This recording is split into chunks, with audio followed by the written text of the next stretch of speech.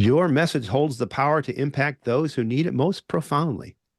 Publishing your signature book is like rolling out the red carpet for your brand, simultaneously elevating your visibility, impact, and income.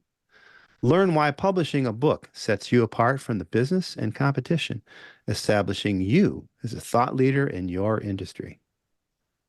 This episode of the Lead Machine Growth Show is brought to you by Lead Machine, the step-by-step, tech-easy system for getting leads online. Are you struggling to get leads from your lead magnet? Are you tired of seeing low conversion rates and losing potential customers? It's time to revive your lead magnet and start attracting more leads. Download our free report, 10 Deadly Lead Magnet Mistakes That Are Costing You Leads, and learn how to create a high-converting lead magnet that engages your audience and drives conversions. Don't let common mistakes hold you back any longer. Revive your lead magnet today and download your free report at www.getleadmachine.com/deadly. Welcome to the Lead Machine Growth Show, where you will discover how to tackle your tech, master your message, and design your dream. Paul Guyan, the mastermind behind the Lead Machine, introduces you to trailblazers who inspire you to implement life-changing solutions and systems you can model to nurture your leads and get your offers seen by your ideal clients who will invest in themselves and you. Be sure you visit our website at www.leadmachinegrowthshow.com. While you're there, subscribe to us via your favorite network. Now, tune in and get ready to transform your vision into reality. Welcome to the Lead Machine Growth Show. I'm Paul Guyan, your host, lead machine coach, and founder of the Lead Machine Mastermind Group. I'm dedicated to helping you tackle your tech, master your message, and design your dream. And whether you're just starting out or looking to take your business to the next level, let's get this conversation started and turn your dreams into reality. I'm pleased to have my guest, Melanie Herschorn, come back and tell us about her new book. She wants to help you step into the spotlight as an author. Her new book, Make a Big Impact with Your Book, is out now. So Melanie, welcome to the show. It's so nice to have you back on. Thank you, Paul. I'm so excited to be here. So in your book, Make a Big Impact with Your Book, you said the only limit to the success of your book is willingness to market it. What do you mean by that? And how soon should we start marketing a book? It seems like you do one and then the other. Isn't that how it works? So that's a great two-parter. And I don't want to forget the first question, but I'm going to answer the second question first. Okay. So it's, when people get ready to write a book, to publish a book, they think it is a very linear process. They think they get a list of to-dos and they check them off one by one by one. But the marketing piece does not follow the publishing. It should be done at the same time. And that allows you to grow your audience as you're writing your book, as you're in the editing phase, as you're in the publishing process. And that way, when you publish, you have a big audience that's thrilled to read the book, as opposed to starting from scratch after you've published. And so to answer the first question second, and I know this is always very meta when we're talking about a book, Yeah. but really, there is no limit to what you can do when you share about your book. When you have a book and you let people know about it in a way that is going to resonate with the ideal reader, with the ideal audience, you can command higher consulting fees for your work. You can get on stages that are not available to you if you don't have a book. You can create a course based on your book, right, and then sell that course. There are just so many opportunities to make a big impact when you market the book, because a book in and of itself is a book. That's it. It's a book. It's beautiful. It's fantastic. It's your words, but it's not doing stuff. The marketing makes it do stuff for you. Yeah. And so what inspired you to do that, to write a book about helping authors marketing the book? Well, what inspired me to write this book was what I see out in the wild every single day. There is a lot of predatory behavior in the publishing industry. Mhm. The minute you write author on your LinkedIn profile, you start getting a bazillion, and that's a number, emails from unsolicited, emails, people telling you they're going to make you a star. They're going to sell so many copies. You're going to be rich. All you have to do is pay them $30,000, and on it goes.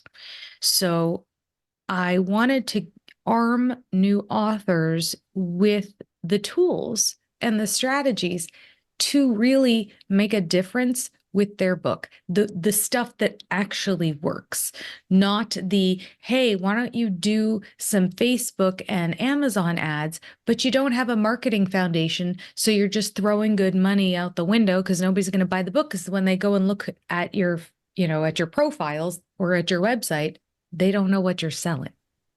So it's really helping authors lay the foundational pieces that are vital for success.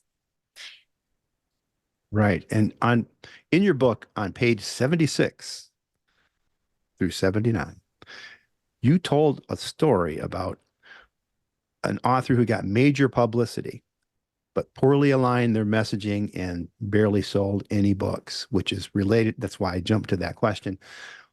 So that marketing foundation, being able to capture leads, being able to convert those leads into sales, book sales, gigs, speaking engagements, courses, all those things, those need to be thought of in advance too, don't they?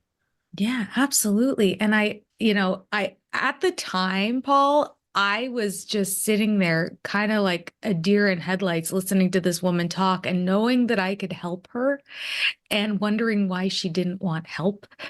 And Oh, I now know that I was meant to meet her because she was going to be a story that I could tell and teach others from it. yeah, So all that to say that you can, the idea is, yes, leads can come to you, but it's like if you picture a sieve, they're going to fall right through the sieve if you don't have a foundation to block the holes in the sieve. Now, you are an expert in creating a lead machine. And so you know that when you get the lead, if there is nothing backing it up, they're not really a lead, are they? So no. they're They're a just somebody visitor. that they're exactly a visitor. I was gonna say, like, they're driving by and they're waving at you and they're going somewhere else. So Yeah, this does really help with getting leads, because not only do I show you how to craft messaging that will resonate, but it's then what you do with it once they show up in your community, once they arrive at your door and they're knocking on it and they're saying, hey, Paul, I really like what you have to say. What else you got? yeah, That's what the marketing foundation really does. yeah. And I've heard stories of companies. I forget what the name of the company was, but there's a character on Seinfeld that was that they had a publication that Elaine worked for, and it was based on stories. I forget the name of the company, but when that went viral, and that was a real company behind it, and they sell really high-end dusters and men's clothes and really cool t-shirts, and there's a story behind everything, and it's so engaging. But they nearly went out of business because they could not handle the scale. Mm. So that's like the other extreme. But they had processes that didn't scale well, which is another reason, a plug for a lead machine that scales, obviously. But Yeah. but yeah, gosh, I wish I knew what the name of that company was. But anyways, nonetheless, so how do you? So we kind of touched on it. So how do you get to grow the business with your book? Yeah. I mean, you think of your book as the popcorn kernel. the kernel. And then you put it in the microwave, or if you're really good, you put it on the stove, and it starts popping, and all these opportunities start popping. So what is in your book is the content to start from. What's content? Basically anything you create and put out on social media, put out in your emails, create in a free resource that you offer. So that's the starting point. Is your signature system written down in this book? One that you take maybe a one-on-one client through? What if you took that and created a course or a program? That's how you scale that, right? Because, and you talk about this all the time, it's about, you only have so much time in the day. So what if you could help multiple people at the same time? That's Right. another way. And in terms of making more money with speaking, so I mentioned this earlier, but there are some stages that will not allow speakers without books. I was talking to somebody last week, and she said, yeah, I'm really thinking about writing a book because I've been turned down from speaking events that would be so perfect for me and what I do. But they said, if you don't have a book, we can't have you.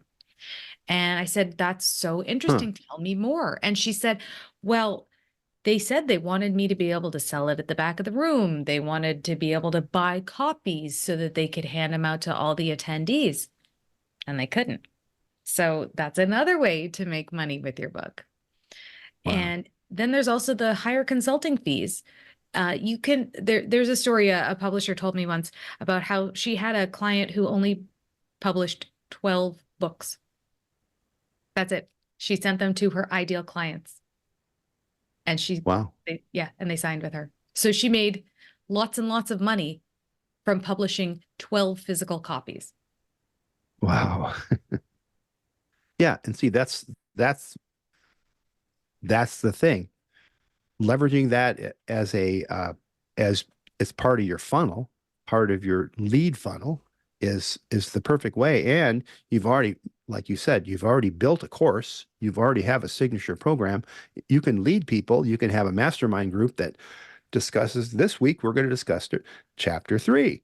We're going to talk about granny panties.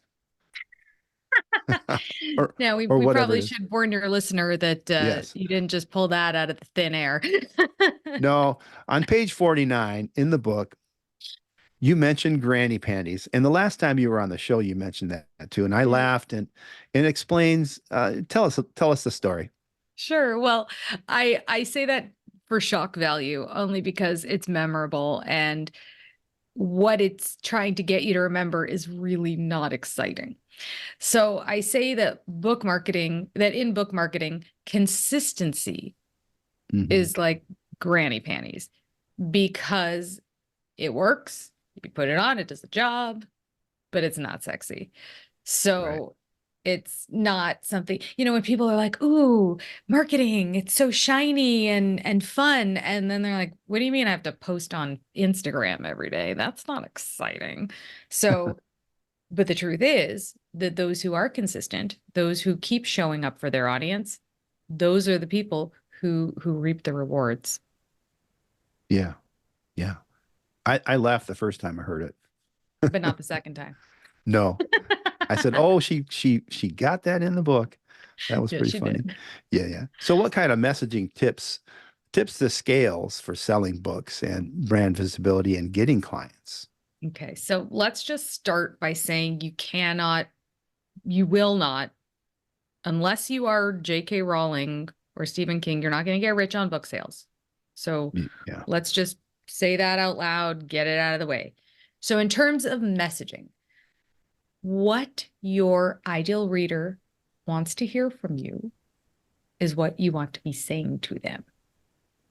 And it's not always obvious, because we come into business and we think, well, they just want to hear this, because that's what I would want to hear. But guess what? You may not be your ideal client, your ideal reader. And chances are you're not, whatever it is that you are writing about, because even if you once were, you aren't anymore, because now you are the expert helping people who are not quite as far along in life as you are, or in business as you are.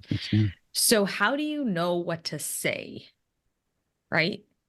Yeah. I always say, ask, research, go on Facebook into a group where your ideal client's kind of hanging out and do a search for certain words.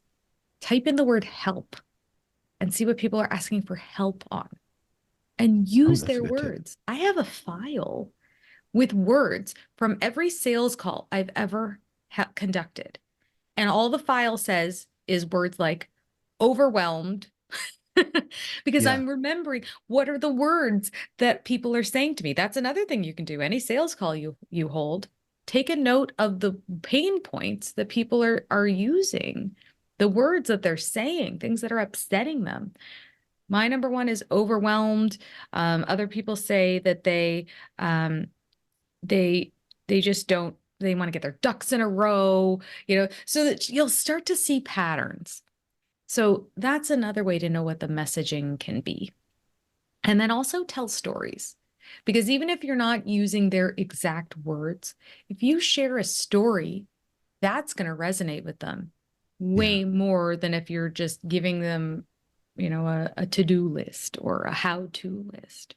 So stories are what people remember and recite. I mean, I've already told you stories about I told you a story that I heard from somebody else just to because I remember that because it's a great way to illustrate your point without actually telling people. It's kind of showing people, if that makes sense. Yeah. Yeah. And you've got a lot of stories in your book, and they're very interesting.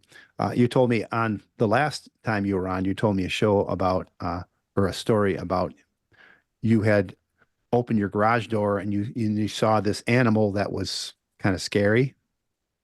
Do you remember the animal? I'm attesting you now. No. It seemed like it was an Javelina. armad. It was a No, javelina. javelina. Yes. I was going to say armadillo, but that was close, but not even close. Not even close. No, No. But no. yeah, there's a lot of things that happen when I open my garage door. One time, I opened my garage door when my son was 3 years old, and I walked back to shut and lock the door, and I looked, and he was hanging from the garage door at the top. He'd ridden the entire thing up to the top, and he was screaming. Lots of things happen in the garage. No, you told a story on Facebook the other day about when you were asked to speak and you weren't a speaker yet, Hmm. and you told other people's stories. Hmm. I love other people's stories because I get to hide behind them. Yeah, that's why I'm a drummer. I get to hide behind the drum set. Exactly. So, how do you teach introverts who are shy about self-promotion? Hmm. I mean, I know you had some experiences early on where you had to develop a thick skin.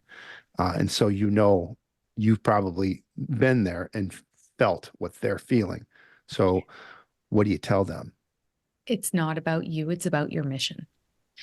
What is the book about? Why did you write it? Let's take you out of the equation and make it about the book and the message. And, I'm not immune from this. I had this conversation last week with my business coach because I said to her, I just don't think I want to do a live book party. I've got it all planned. And I was like, I just don't think I want to do it.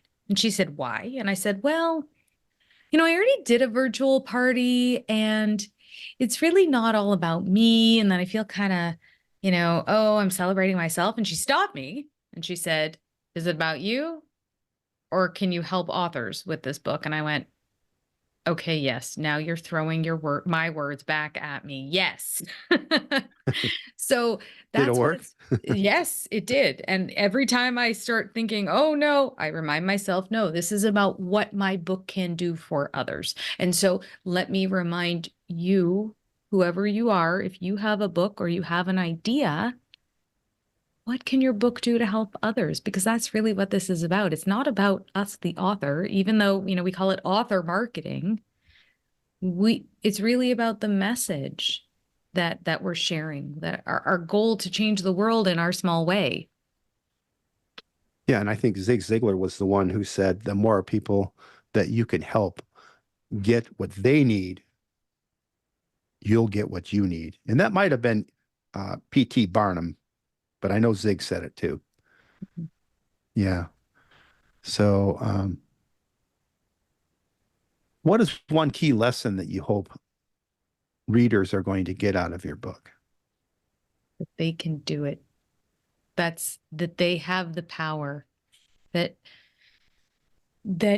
you have the strategies, you have the tools in the book, Yeah. and you can do it. That's, I know it's very simple, but so many people throughout my life have tried to belittle and, turn me in other directions and, tell me that, well, that's not how we do it here, or that's not how you should do it. That's not how it's done. And it's been a really hard lesson to learn that, as an entrepreneur, as an author, you get to decide. Yeah. You're in charge. So, if anything, I want people to know that they have the power to make a big impact with their book. Follow the strategies. You don't have to do them all, but they will guide you in the right direction and make them your own. Yeah. And it goes back to, it's not about you. It's not even about the book. It's about transformation. What transformation can you provide people, and a vehicle for them to transform where they are to where they really want to be? And that goes not just for books, but it goes for courses and all those other things too. And as entrepreneurs, that's what lights us up. Right. It's not, a lot of us like to create, but what we like to do is we like to see that creation change lives. Mm-hmm. When people say, man, you on page 55, you advised me not to use a chapter as the lead magnet. And I thought that was the best way to get people into my funnel. But I didn't do that. I went and did this other thing that you said, and that made all the difference. So going into that, why not use chapter as a lead magnet? I'll throw it back at you. Would you read the first chapter of somebody's book? No, I'd want some meat. Exactly. Like, that's it. Yeah. No, it's probably not your best chapter. It's probably not going to give them a quick win. And if you want them to come back, they need to have a quick win, which is why I offer, going to be meta again, to all your listeners, a free checklist. It is the ultimate book marketing checklist. It is downloadable. And guess what? You're going to get a quick win because you're going to have a quick checklist to go through and go, oh, I have this. I have this. Oh, I need this in order to make my book a success. And then you're going to go, wait, Melanie knows what she's talking about. What else does she have? Right. Oh, she wrote a book. Oh, that's not a high ticket item. I'm going to buy that. It's in my shopping cart. Yeah. It's that kind of thing. It allows people to get to know you and see your expertise and know that they can trust you to get them to where they want to go. Because there's so much noise in the online space. I mean, I have to I cannot even go on to Instagram for more than like 5 minutes a day, or I just start to get like overwhelmed. And when you think about all the messages coming at us, email, social media, just podcasts, people are always talking at us. There's just so much we have to digest. And I realize now, here's a fun story. I thought that I was losing my hearing. Oh. And people, my children will talk to me and I'm like, I have no idea what you're saying. Like, I have no idea what you're saying. and I realize I read lips. So if people want to talk to me on the phone, I'm like, please don't, because I won't know what you're saying. And same with Voxer. I don't know if you use Voxer for any clients, but I know what it is. Yeah. Okay. Yeah. So it's an app where it's basically like a walkie-talkie app. If people leave voice messages, and I had a coach once who really wanted to use Voxer, and I said, I don't know. I can't use it because I'm not going to remember what you're saying. When I worked on radio, I used to have to type. This was before, transcription. This was before AI, really. Yeah. I would have to type out my interviews with people while I was talking to them so I could see what they were saying. all that to say, went to Wow. the audiologist. Yeah, I hear fine, but I have an auditory processing problem. Ah, So apparently that's fixable, but I don't have time. All this to say that there is so much noise coming yeah. at us. And if you're like me, you can't process it all. But if you can make things simple and you can make things digestible and you can show people how you can help them, and I guarantee that's not in the first chapter of your book, then they are going to come back for more. Right. And I've worked with authors and have created lead machines for their first chapter. And this was actually pretty a good lead machine because it also included the interview with the it was an interview book where he compiled interviews with trailblazers, and we actually gave downloads of the interviews, which was really cool, but didn't really get any traction. He had a traffic problem too. Yeah, I Yeah, had a feeling that might be the case. Yeah. yeah. But it's a good idea.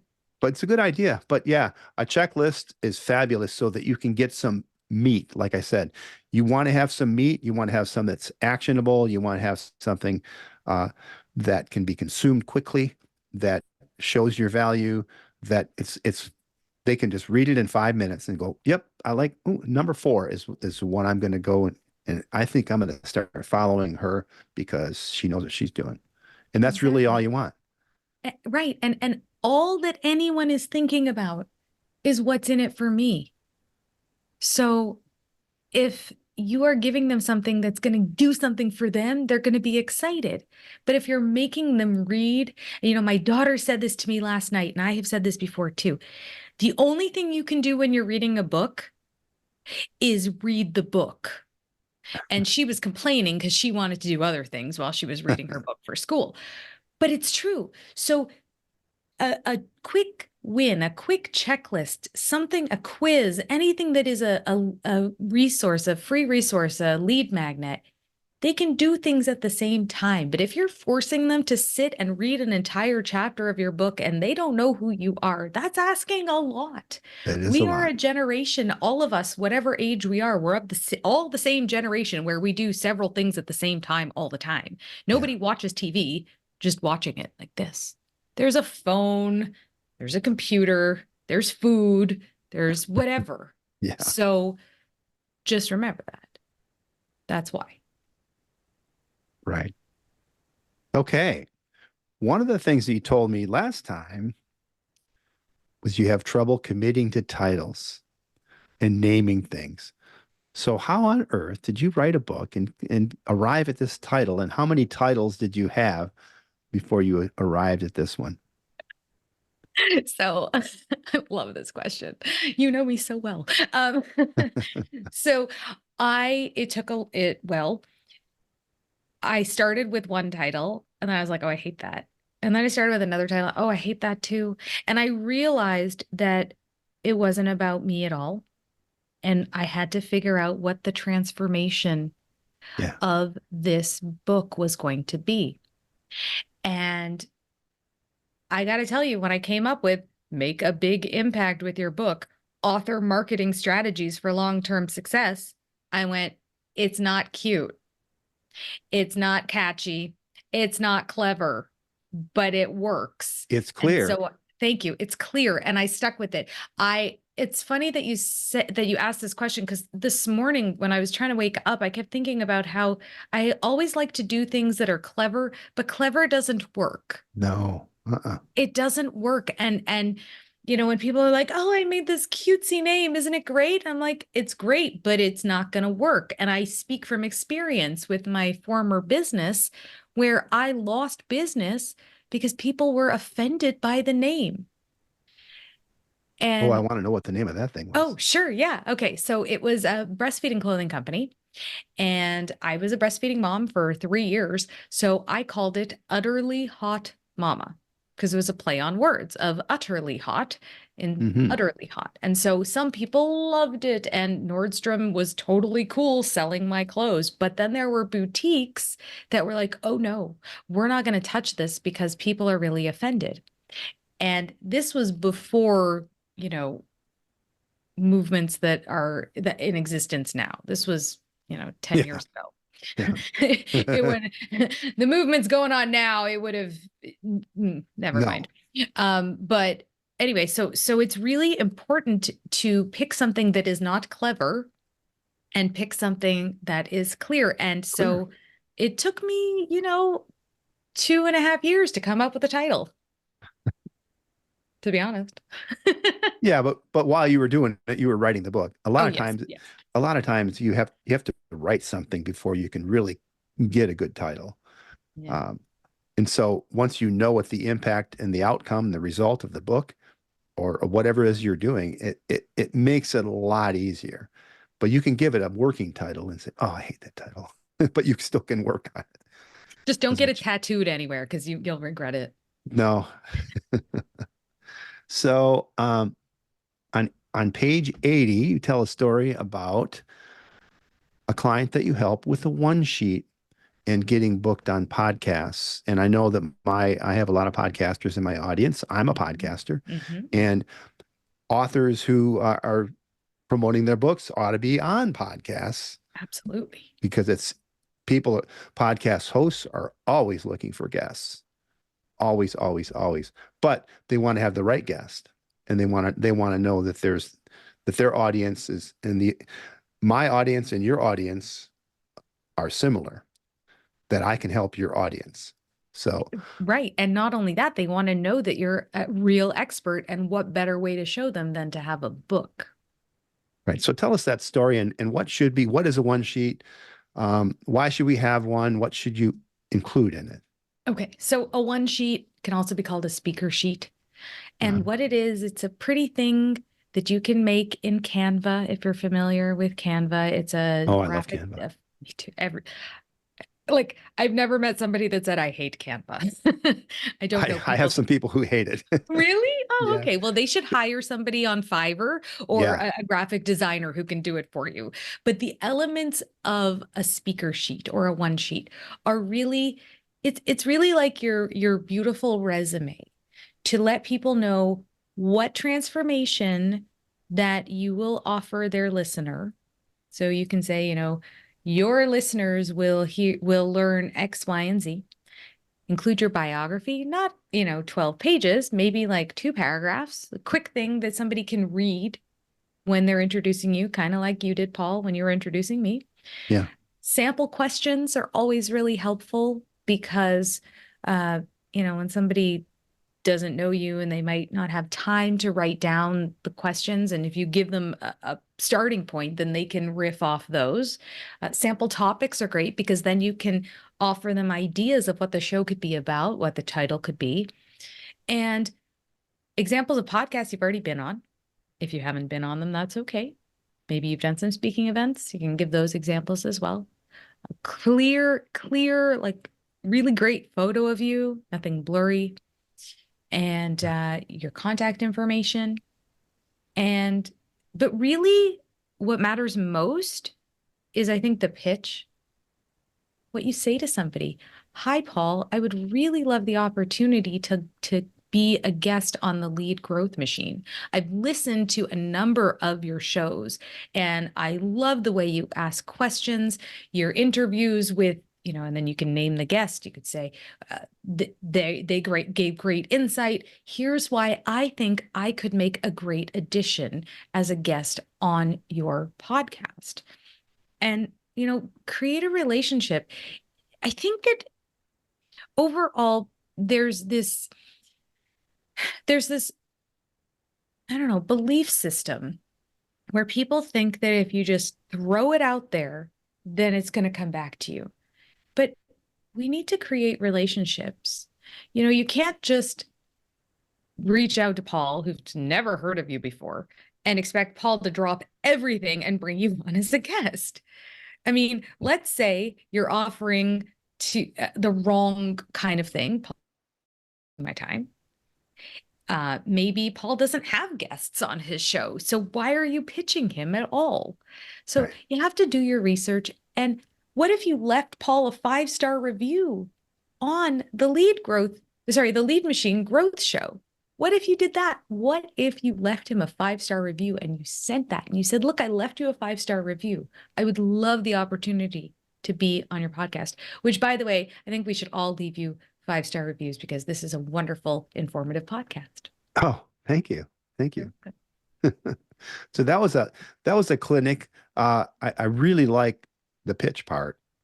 That makes so much sense. And there are people out there who are teaching the one sheet, but they stop there Right. because frankly they're in the business of getting you on podcasts, so they don't want to give away everything.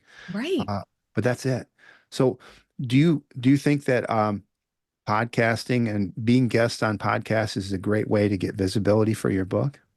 Oh my God. I think it's a phenomenal, wonderful, amazing. How many superlatives can we use? As many as you like. Okay, thank you. I'm going to run out eventually. But yeah, because leveraging other people's audiences is vital to getting the word out Yeah. about your book. And if so, I'm going to use you as another example, Paul, because you're my podcaster here. So you have built a loyal following of people who love to listen to you and your interviews and all that stuff. So when I get to speak to them, that's a whole new audience that I get to be in front of that I wouldn't get the opportunity to if you hadn't worked really hard and built your community. So leveraging other people's audiences is brilliant. It also can turn into collaborations and strategic partnerships, which 100%. which you should always be looking for, which is why you want to have that congruency of the audience, your audience. And you don't want to be on the same, you don't want to sell the same thing, but you want to you want to have solve a different problem for the same audience. Exactly. And, when they talk about like, when you think of like a multi-level marketing company, like there's the upline and the downline.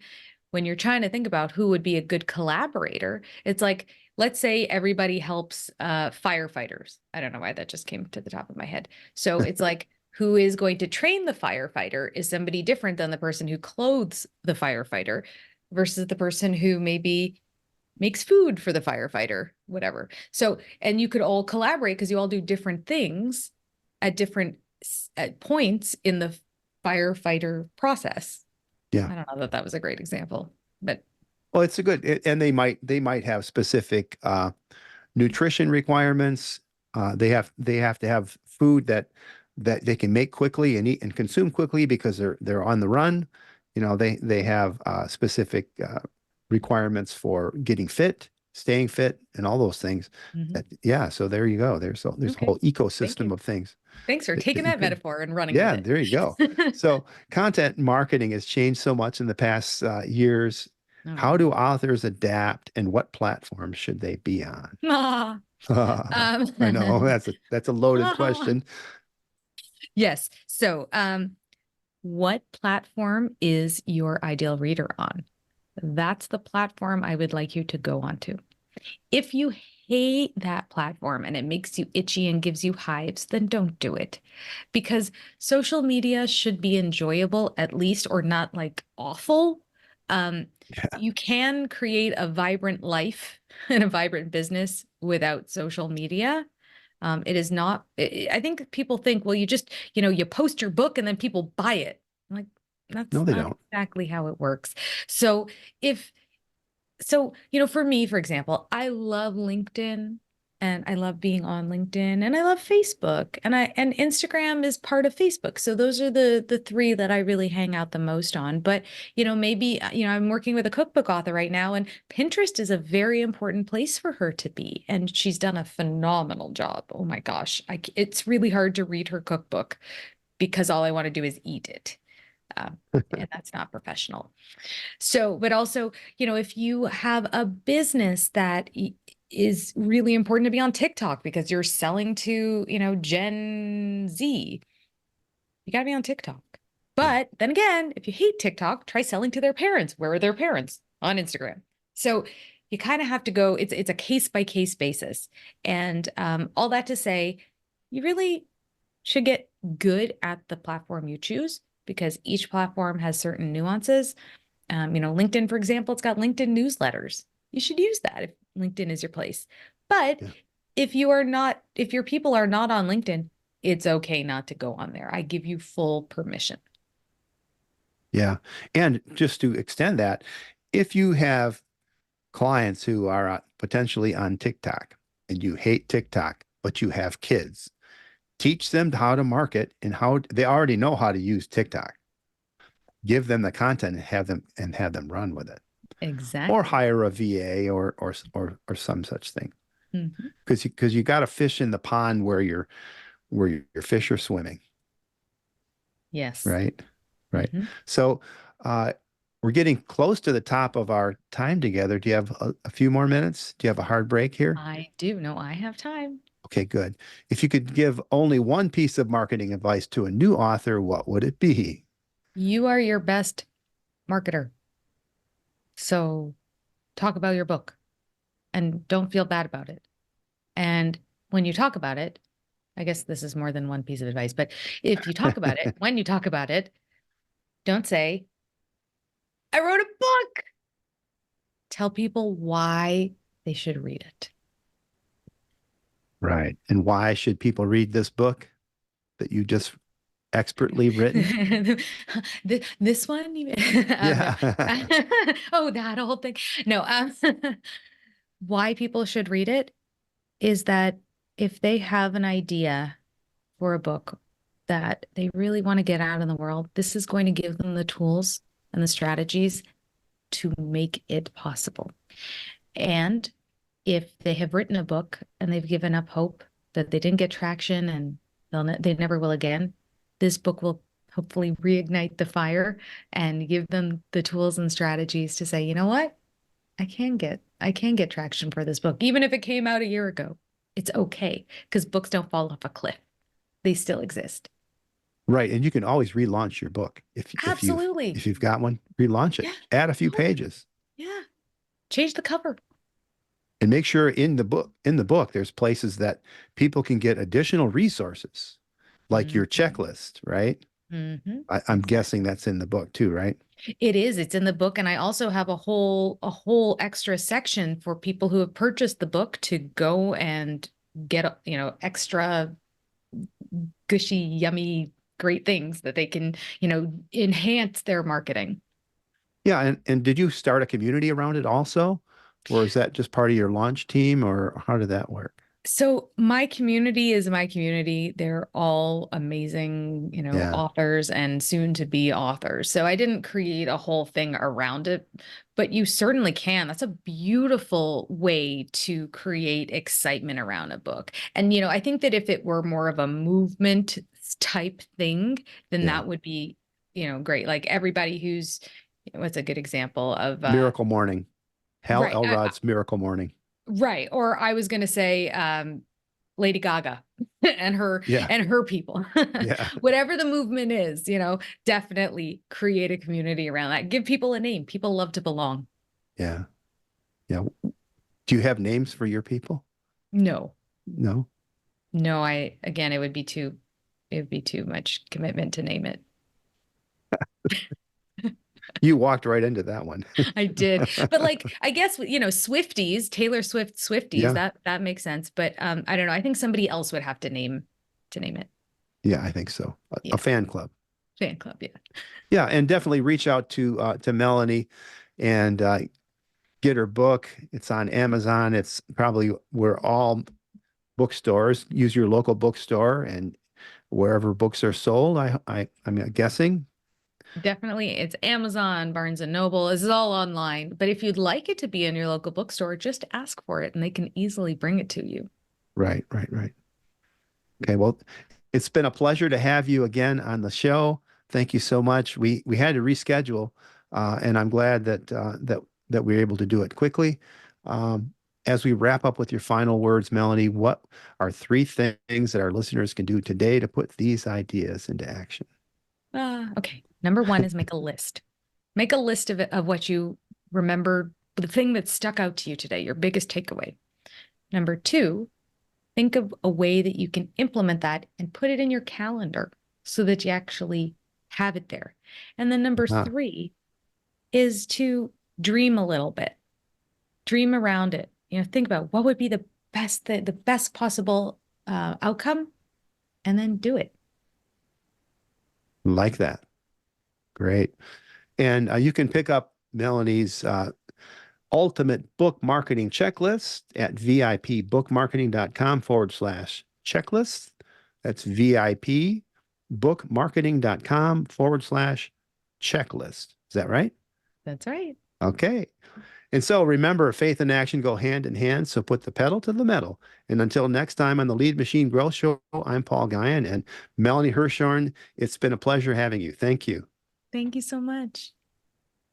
Thank you for tuning in to the Lead Machine Growth Show with Paul Guyan, where we show you how to tackle your tech, master your message, and design your dream so that you can transform your vision into reality. Remember to visit our website at www.leadmachinegrowthshow.com and enjoy even more great episodes like this one. Again, while you're here, subscribe to us via your favorite network. We look forward to seeing you next time on the Lead Machine Growth Show.